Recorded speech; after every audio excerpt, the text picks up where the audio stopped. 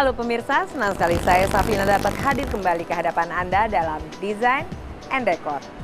Nah, sebuah rumah dengan gaya pendekatan minimalis yang diberikan sentuhan tropis modern merupakan salah satu cara untuk menerapkan tren yang sedang berkembang di dunia arsitektur dan juga interior yang disesuaikan dengan iklim di Indonesia. Dengan perpaduan desain yang tepat, gaya minimalis yang kosong dan dingin dihangatkan dan dihidupkan oleh gaya tropis yang modern. Seperti apa pengaplikasiannya? Pemirsa, mari saksikan Design and Decor.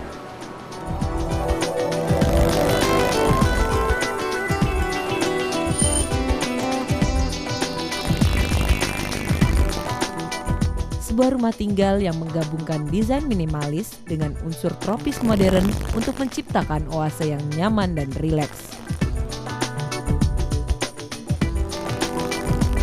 Pemirsa, sekarang saya sudah bersama Mbak Tessa, pemilik dari rumah modern tropis ini, dan juga Pak Julio, arsiteknya. Kita sekarang akan ngobrol-ngobrol dulu ya. Mungkin pertama saya mau tanya Mbak Tessa dulu, bagaimana konsep awal waktu pengen bangun rumah ini, gimana sih idenya, apa yang terpikirkan oleh Mbak Tessa? Ya, untuk konsepnya itu mungkin saya sampaikan apa yang dari orang tua saya. Jadi konsepnya itu karena kedua orang tua saya itu sibuk bekerja ya.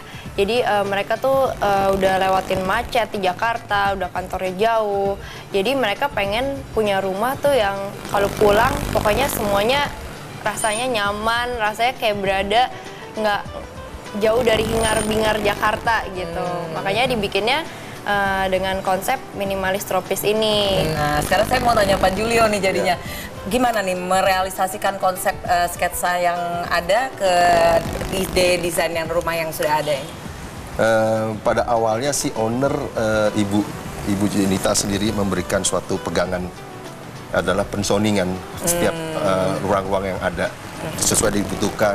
Kita mengembangkan dengan cara mengeksplorasi lebih jauh terhadap skala ruang, luas ruang yang dimaksud. Jadi zoningnya sendiri sudah keluar dari owner ya? Ya, mungkin kita hanya memberikan bumbu-bumbu yang memang diperlukan. Seperti karena kemudian pada akhir eksplorasi itu lebih mengutamakan pada sistem layout ruang, ya kan? Kita hanya membuatkan suatu bagan skematik terhadap pola untuk pembangunan nanti. Oh gitu, aduh menarik banget ya. Jadi belajar juga nih arsiteknya. Belajar. Nah, Pak Julio, zoning seperti apa yang diterapkan di rumah ini? Kita mengadaptasikannya sebagai sebuah oase yang baik, yang comfort di tengah kota yang sangat padat.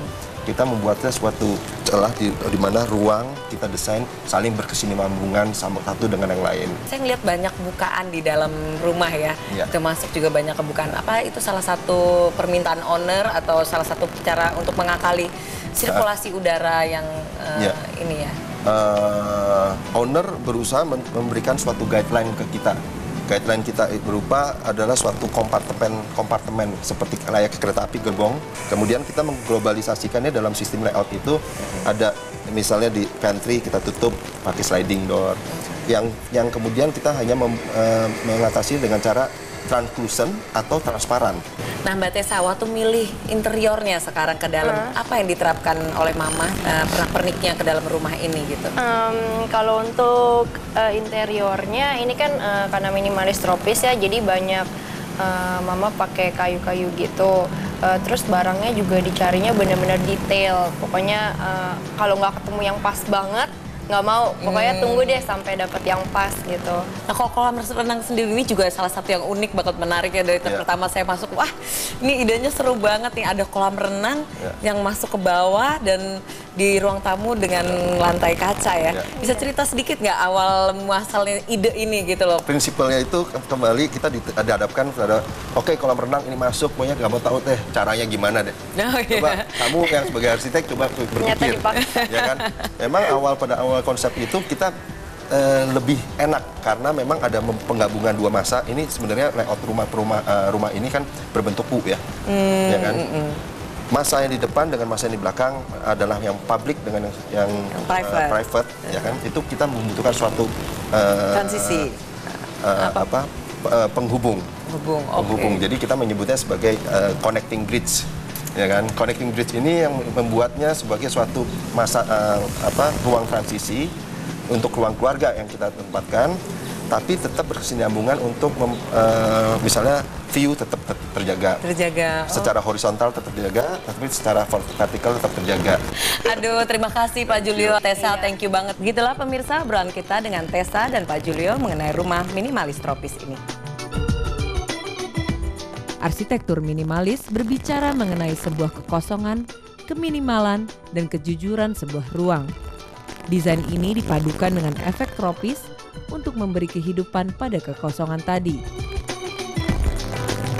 Desain tropis diterjemahkan dengan optimasi bahan-bahan kayu. Penyatuan interior, eksterior, dan alam sekitar yang menjadi ciri arsitektur tropis saling beradaptasi dan berdialog menciptakan ruang yang memiliki sebuah jiwa.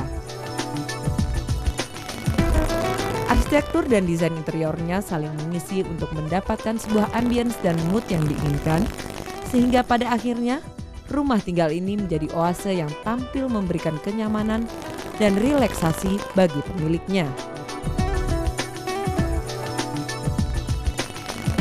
Rumah tinggal dengan luas 800 meter persegi ini terbagi menjadi 3,5 lantai dengan permainan split level sehingga hubungan antar ruangan tetap terjaga secara horizontal dan vertikal.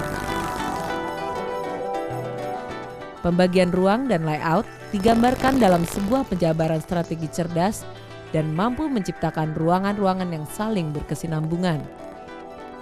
Inner court berhubungan langsung dengan ruang makan, ruang keluarga sebagai floating connected space, dan kamar tidur pada area belakangnya. Di antara ruangan itu pun hadir sebuah courtyard kecil sebagai strategi pasif bangunan untuk pengudaraan dan penghawaan. Sungguh unik dan menarik ya pemirsa, sebuah rumah yang didesain dengan cerdas karena berhasil mengombinasikan dua buah gaya yang berbeda. Nah, jangan kemana-mana karena saat lagi kita akan kembali dengan detail dan pembahasan dari masing-masing ruangan di rumah ini.